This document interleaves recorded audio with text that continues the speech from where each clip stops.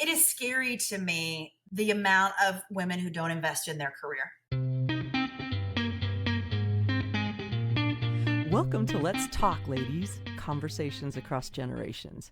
I'm MB Roberts, an author and journalist, and this is a podcast where we talk to women from their 20s to their 90s about a bunch of hot topics. We ask questions, share experiences, and learn from each other. And it's not just about older women giving advice. We want to know what younger women are thinking too. So let's get talking.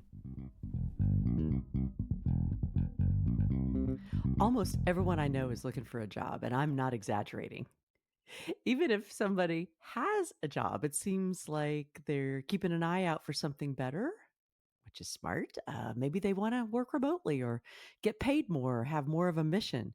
Or maybe they suspect layoffs are coming and know they better be ready. Now that is very smart. Happened to me, happened to many women I know. Is there an art or a science to looking for a job? The old way of going about it rarely works anymore. I mean, when I got out of college a long time ago, there was no internet yet. I mean, seriously, there was no internet. I'm trying to remember how I even did this. I actually looked at want ads in the newspaper and then signed up with a temp agency where I got my first job out of college.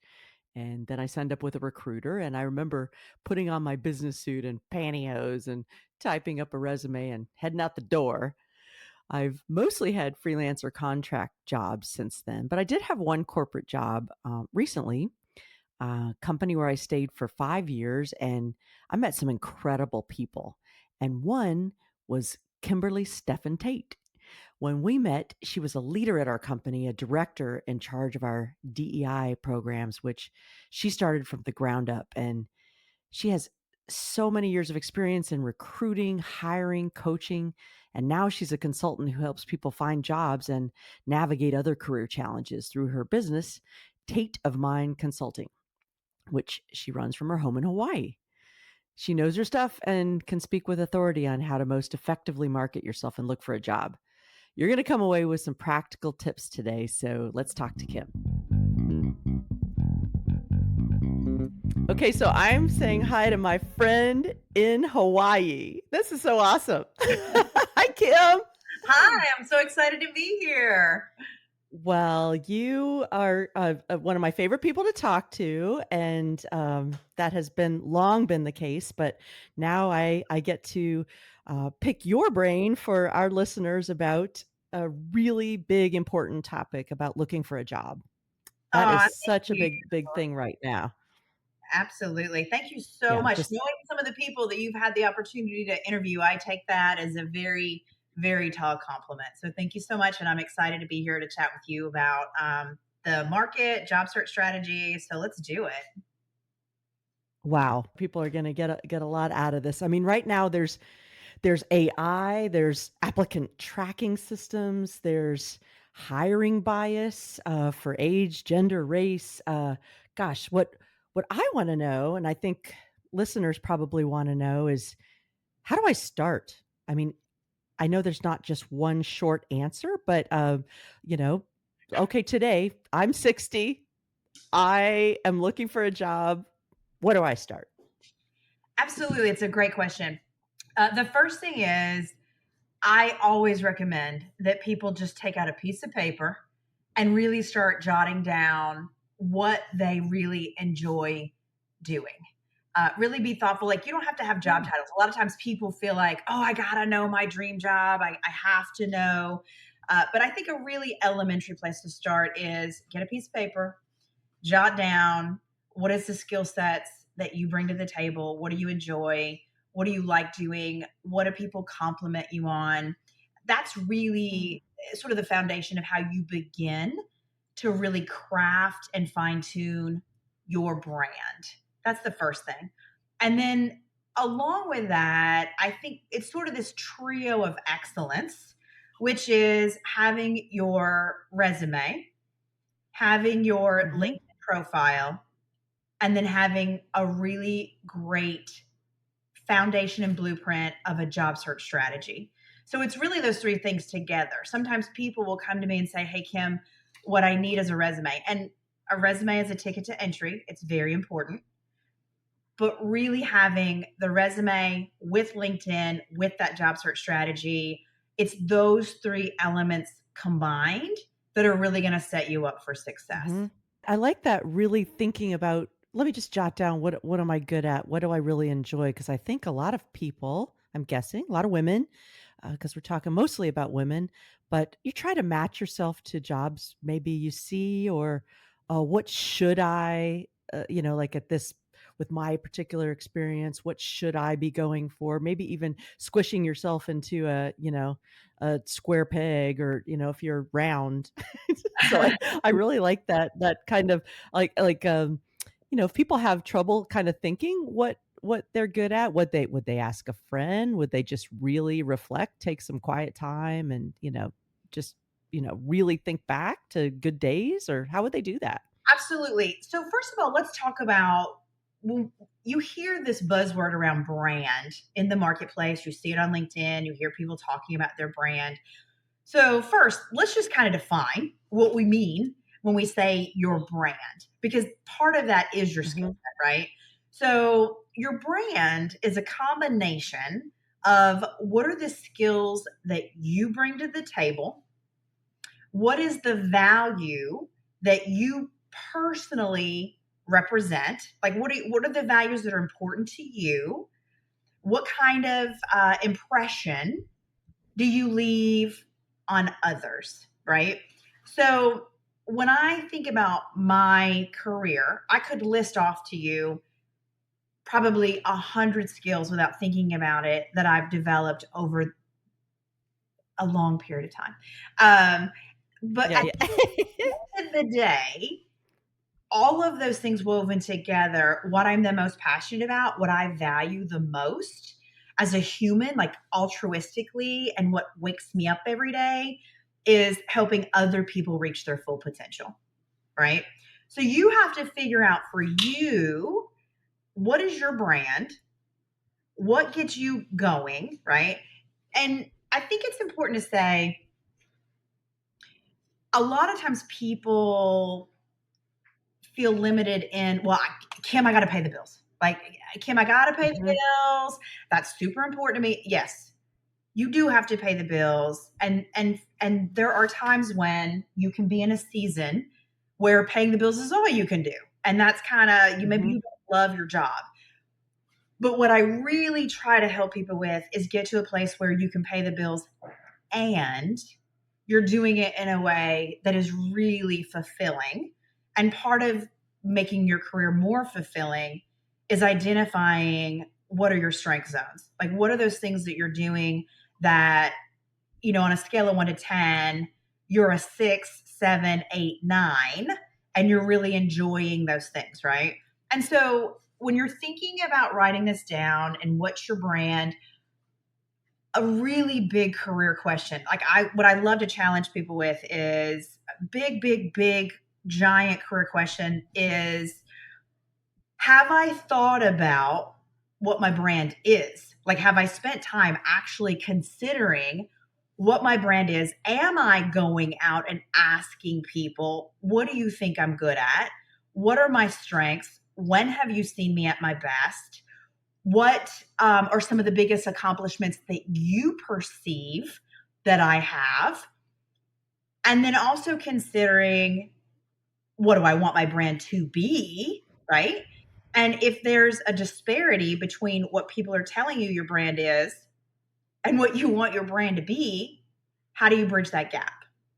One of the big mistakes that people make, especially women, we don't like to toot our own horn.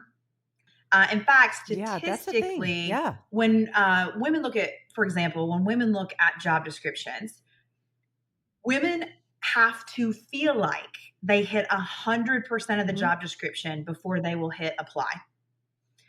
Then conversely, apply if they feel like they hit between Oh 50 my and gosh. 60% of the criteria.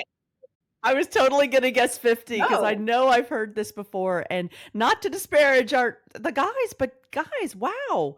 Wow, I have done that. I may have ran it by you one time when I said, "Yeah, I not really qualified for with that." It's you're like, you've been doing that. You are one step away from doing that. You can learn that before you Mhm, even, you don't misrepresent yourself in an interview and say, "Oh yeah, I build rockets mhm. all the time." You don't lie, right? But you That's know, absolutely right. And so go ahead when and I have look some at confidence resumes, about it. some of the mistakes that I see people make, especially women, is resumes are incredibly generic. So when I talk about your brand, I just want to be really clear. I like do not put on your resume, I'm Mhm. hardworking, I'm loyal, I'm dedicated. I mean, frankly, that's a bunch of BS. You Mm, can't prove that mm, with that phrase or that word.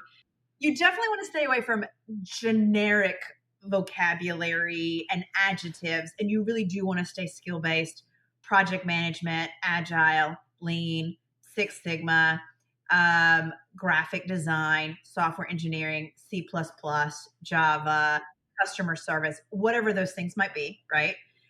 Most people's resumes read like a job description, right? And there's actually no tangible, but what did you do? What's the contribution you mhm, made? How did you leave the company better off than you found it? And now's probably a good time to say, like, one of the things that I cringe the most around is like I absolutely love AI. I use AI every single day. I think that AI is magnificent.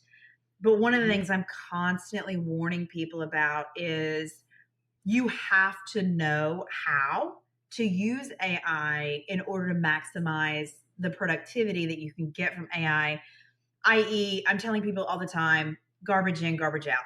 Most people's resumes are they're just crap. I mean, they're crap. They haven't spent the time on the resume they should. They haven't thought about their branding. They haven't thought about their accomplishments enough. AI is fantastic. It can be incredibly beneficial. But if you don't know how to use it, mhm, it is mhm, not going to help you, right? Garbage in, garbage out. Most people's resumes are incredibly generic. They have generic words on them. They have mhm. generic job descriptions on them. They don't tell you what you've actually contributed. And so, what you've really got to do is be super thoughtful about how you're going to use AI. You've got to sit down and think about your skill set. You've got to sit down and think about what your contributions have been. If you haven't done that as a table stakes, AI is not going to help you. It's just going to you're going to have like a Shakespearean resume that says nothing, which is what most people's resumes look like. I guarantee you, if you handed me 100 resumes right now, I could look through 100 and know exactly which ones were written with AI because people don't even, not only do they use AI, but then they don't take the time to edit it, customize it. And um, it's really sort of miring down the entire hiring process. It's AI could be helpful, but in a lot of ways, it's not actually making the job search better for you or the recruiter if you're not using it in the right way. That's right. That's right. Well, and just to, so you got to have a lot of human touch in there. You got to have the human touch for sure. And I know you are very passionate about tapping your network, about keeping in touch with people in a genuine way. Or, you were talking with me one time, you know. I'll give a good example of networking. So, I went to work for a tech company in Nashville, and I was in the interview process, and I said, "Okay, who do I know at this company?" And I asked a couple friends, "Anybody know anybody at Asurian?" And I don't know why I'm being vague about it. And a friend of mine did, and she knew you. And Mhm. so you and I got together for a drink, and another friend wanted to come along that night, and I said, "Do you mind? I really need to talk to this person. I really need to, uh, I need to grab her while I can." And I did that. I met probably 5 different people, and they happened to be mostly rock stars. I think it was enormous, in my, getting hired. So can you just talk about your network a little bit, how important that is? And, either finding out who the hiring manager is on LinkedIn or going out in person and meeting with folks? Gosh, this is so important. And I could spend an hour just on this one topic. I'll start with this.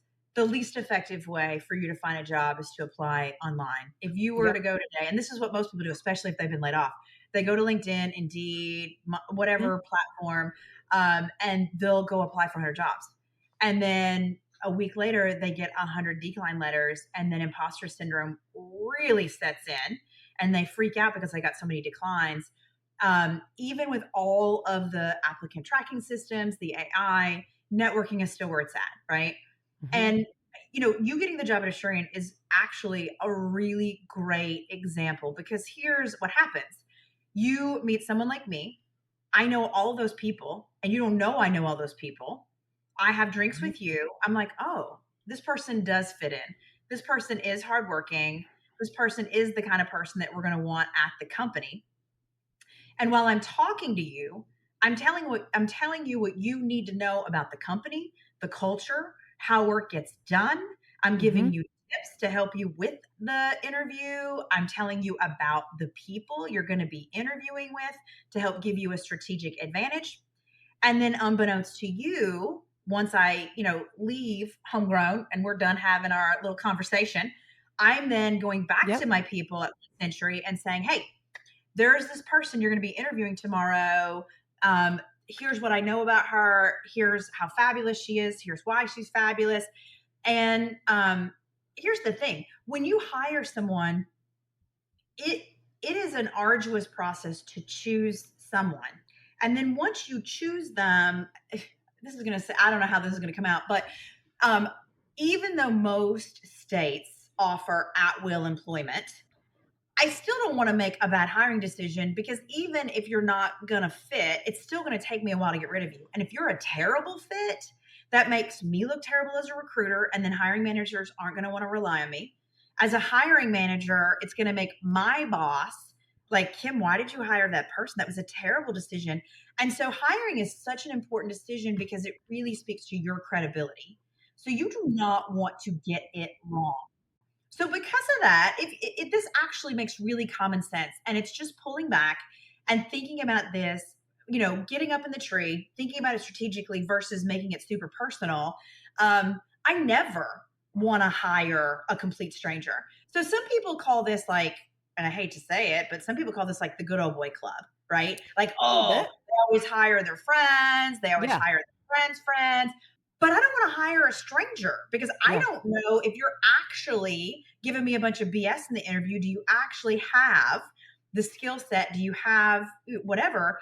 And if somebody that you feel like is incredibly credible comes to you and says, hey, MB is the bomb.com. Like, you are going to love her. When you hear some of the people she's interviewed, when you hear some of the life experiences she has, you're going to be blown away with what an incredible work. Like, her work ethic is incredible. Her skill set is exceptional. Here's the value she brings to the table. Someone's going to be much more likely to hire you because someone kind of put their name on you. They are putting their stamp of approval on you. They're willing to put some skin in the game of like, I'm willing to risk my reputation because I think that MB is that good. That's exactly what you want, because the chances of you getting hired go up exponentially. And by networking, you those people that can help you navigate the process, because every company is a little bit different. Their process is different. Whether they do one interview, a panel interview, whether it's a 30-minute interview, a 45-minute, whether they have a referral link or a referral process, the more you can talk to people, the more you begin to figure out what that looks like. And it can give you, again, some strategic advantage in the process. Oh my gosh. I think I would never have gotten hired without networking. Absolutely not in person. And now this is interesting because we had a young woman leave a message for us not long ago. She's in her 20s and she asked a question about looking for a job. She wanted to know, well, let's hear from her. Hi, this is Jordan from Ohio. I've only had one job since I graduated from college, and I'm looking for a new one. I hear a lot about networking, but I don't have much of a network. Any advice? So, what would you say to her? Most people, regardless of age, a lot of people will say, gosh, I don't have a big network. I don't know a lot of people. I guarantee the average person knows over 500 people. Mm, And when I give that number, most people are like, no, I don't there's no way. I don't know 500 people, right? When people think about their network, they tend to think about their front row friends or Yeah. the people that they are the closest to, which is a much smaller, much tighter group, right? Mm-hmm. If you start to think about who are all the people I went to high school with, who are the people I went to college with, who are the people from my first job, who are the people from my second job, who are the people that I play kickball with, who are the people, and if you're younger, a lot of times this can be groups that you were involved in college. Mm-hmm. A lot of times, colleges will have alumni services that you can tap into. A lot of times, you've Mm-hmm. got some extracurricular hobbies that you can tap into and talk to those folks. When you are looking for a job, regardless of what age or generation you are, your new number one job is telling everyone that you're looking for a job. Now, certainly, you can prioritize certain people, and you should if you get the opportunity to talk to recruiters, hiring people, people that work in the department that you do. But the thing is, you just never know the people that you do know, who they know. So some of this is not just your network, it's then leveraging your network to get more connection, right? Yeah. Yeah. So you're sitting in church and you're sitting, and let's say you're a project manager Mm-hmm. and you're sitting next to Susie, and Susie's a nurse, and you're like, well, Kim said I should talk to everybody about looking for a job. I don't know how Susie the nurse is going to get me a job as a project manager, right? But let's say that Susie works for HCA, which is a major company in Nashville. One of my buddies, my clients, just got a job at HCA as a project manager. So one, Susie Mm-hmm. might come back to you and say, oh, well, my brother actually does hiring for HCA. I'd love to introduce you. Great. Or, hey, I work at HCA and we have a referral program. I would love to take your resume and put it in our referral process. That way it kind of gives you a kickstart, or it increases the likelihood someone's actually going to, physically look at your resume. So you just never know.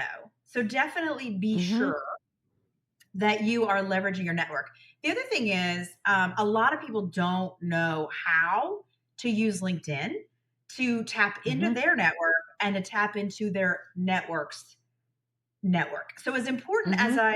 we've talked a little bit about resume, as important as your resume is, I argue that you investing in LinkedIn and having someone help you that really knows what they're doing from an algorithm perspective and from a branding Mm-hmm. perspective is incredibly important, because your resume is only as good as the hand you get your resume into, right? Oh, LinkedIn, totally. If nobody yeah, sees it, if you don't go to the top of the pile, then who what good is cares, it? Yeah, right? exactly. Whereas with LinkedIn, LinkedIn is the world's largest networking site with millions of active users. Number one way that most recruiters hire is using a product called LinkedIn Recruiter, which is a paid software as a service where they are taking advantage. They're basically buying LinkedIn's entire database of users, all of your Mm-hmm. information. They're using some algorithms to find you. And so while you're hanging out at homegrown, having a beer or hanging out with friends, recruiters can actually find you. So having a really solid brand on LinkedIn is very, very important. And knowing how to use LinkedIn to really take advantage of, like, how do you leverage your network? How do you get to your network's network is Mm-hmm. very, very important. I mean, I will never be able to cover in 25, 30 minutes all of the strategies Mm-hmm. around networking, because at the end of the day, I can give you a great resume, but if you don't know how to get it in people's hands, it's not going to help you. There you I go. can give you a great LinkedIn profile, but if you don't know how to use LinkedIn, if you're not having conversations with people, I mean, yes, if you have a great LinkedIn, you're increasing the likelihood a recruiter is going to find you, but you really need to understand how to be using LinkedIn, from posting to finding to networking. All of those things are incredibly important. And then last thing I'll say, for people that are young and often a resource that is underutilized, definitely more for young people, but anybody can do this. Bias is generally not a positive thing. Like when I talk about bias, it's usually a negative thing. Mm-hmm. The one time that bias can actually be positive is affinity bias, when we have something in common, right? Mm. So find some groups that you have some things in common with, whether that is an LGBTQ chamber of commerce, it could be Mm-hmm. a Hispanic Latin chamber, urban league, an entrepreneur center, a networking group, a meetup group, a job board, a networking event. There's a lot of things in each city that you can tap into. And people like to help people like them, whether that's a good thing or a bad thing. But like if you tell somebody, oh, I used to, for a long time, I was a mentor with Big Brother, Big Sister, there's an affinity there. Or if you're an Eagle Scout, like people that are Eagle Scouts, you are Eagle Scouts for Mm. life. And you will, I promise you, if you're an Eagle Scout, you will absolutely give preferential treatment to another Eagle Scout if you find out they're an Eagle Scout, in the hiring process. Yep, So yep. I think that's true. You find out somebody's from Virginia and you are too, or yeah, you went to the same school certainly, or like you're a fan of the same thing. That mhm. if what. So this is such a huge question. Again, we're gonna talk forever, but just what are the main hurdles that women are facing today, looking for a job, and that's Oh, probably changes if you're 60 or if you're 20. There's probably a big difference, but like what's the main thing to look out for, as a woman? I think you kind of touched on it briefly, talking about, oh, I'm not going to apply for that because I don't hit 100% of that job description. So, hey, go ahead and apply for it, or figure out how to fit that job. That's one thing. But yeah, what do we face as women that are challenges that you see?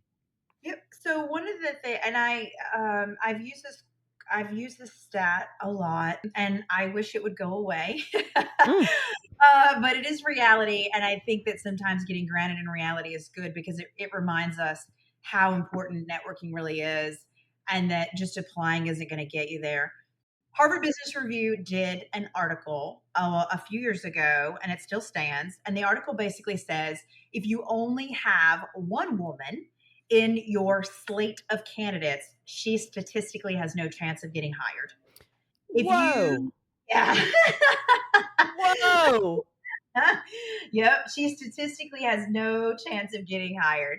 And when I say slate of candidates, just to be clear, what I mean is, let's say you start the funnel with 1,000 people applied, right? And Mhm. then I screen out of the 1,000 people that applied, let's say I screen 50 of them.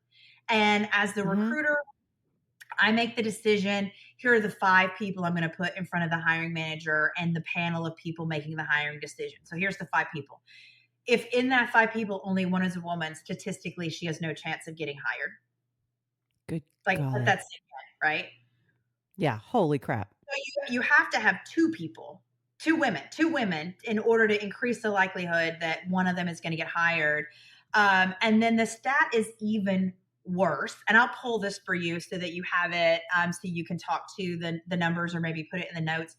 But if you, it's even worse, which is terrible, but it's even worse if it is a person of color. Mhm. And what's really, really interesting is it has to be either 2 women in the final slate of candidates, or it has to be 2 people of color in order to Mhm. increase the likelihood that one of them is going to get hired. For whatever reason, statistically, if you have a woman and a person of color, it doesn't help either one of them. Oh my gosh. So what do I do if I mean, I wouldn't probably know if I was in the top 3 or top 5. I probably wouldn't know that I was the only woman. So how do you overcome that? I know that sounds super abysmal and like, oh my God, that makes me feel like I have no hope. But at the same time, like that is the reality. And I think that people have to know that, right? Like it Mhm. really is, networking, talking to people, leveraging relationships that you have, getting those relationships to help you, meet new people, get introductions to new people. Mhm. So the things that you do have within your span of control, it is scary to me the amount of women who don't invest in their career. Mm-hmm. Like, I had a woman once, and I was like, I just literally was flabbergasted. I'm not kidding when I tell you she was on vacation in a tropical island, and she was looking at getting another job, and she was like, yeah, I don't have the money to pay you for your services. I'm like, you have money to go on a tropical vacation, but you don't have money to help you craft your brand, write an exceptional resume that captures your experiences, your contributions.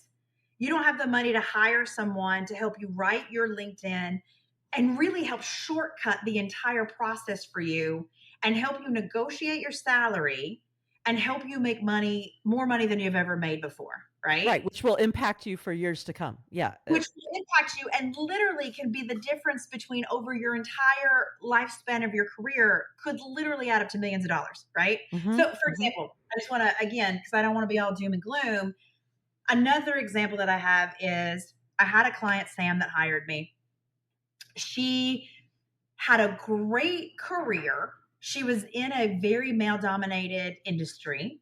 She Mm-hmm. had made her way to director, which was incredible. It was very male dominated. For her to even make it to director was a big, big deal in her industry. Mm-hmm. She'd been there for 14 years, but she was making less than six figures as a director, which is an Mm-hmm. absolute no-no. Like, nobody Mm-hmm. should be making less than six figures if you're a director. Mm-hmm. She came to me and she was like, I really hate to leave. I'm a loyalist, like most women are, Mm-hmm. but I just am not making the money that I think I should be making. I want to spend a little bit of money on myself. So she invested in one of my packages, and she was like, I'm just going to put my feet in the water and just see what happens. And B, I'm not kidding you when I tell you that she called me one day and she was like, Kim, you're not going to believe this. And I was like, what? And she was like, I just landed a new job and they're paying me $50,000 more a year. And that doesn't include the 20% bonus Whoa. eligible for that I was not eligible for before. So you take $50,000 a year, and then if her total compensation package had a, let's say, 20% bonus, let's say that's another, just for fun, $30,000, Right. $80,000 a year. You take $80,000. Let's do some basic math. You extrapolate that over 10 years, MB. How much money is that? Oh my goodness. Oh my goodness. You're gonna $800,000 tickle a million. You're getting up there. Yeah. in 10 years. That's that is something else. So invest in your career, network, understand that you can apply for things even if you don't hit every box, and don't let AI do all the work. Those are among the things that we've talked about. I hate to wrap us up because I'm like wanting to hear more, and now you're making me motivated. That's what you're great at. Thank you for motivating us and sharing these tips, and for talking about this. So many people are looking for a job. So great luck to everybody. Get what you're worth. Absolutely. Thank you so much for having me. It's been a great honor. I appreciate you. And I wish everyone absolutely the very best of luck. And just remember, invest in yourself because you are worth it. There you go. You're worth it. Thanks so much, Kim. Thank you so much. And that's a wrap for this episode of Let's Talk, Ladies, Conversations Across Generations. We'd love to hear from you. If you like this episode, please subscribe to the show on Apple, Spotify, or YouTube. And you can comment on the episode on any of these platforms. We love the feedback, and it also really helps us with sponsors. So leave those comments. We so appreciate it. And follow us on Instagram and Facebook. You can also send us an email at ltlconversations@gmail.com. Or leave us a voicemail at 629-888-3542. See you next time on LTL.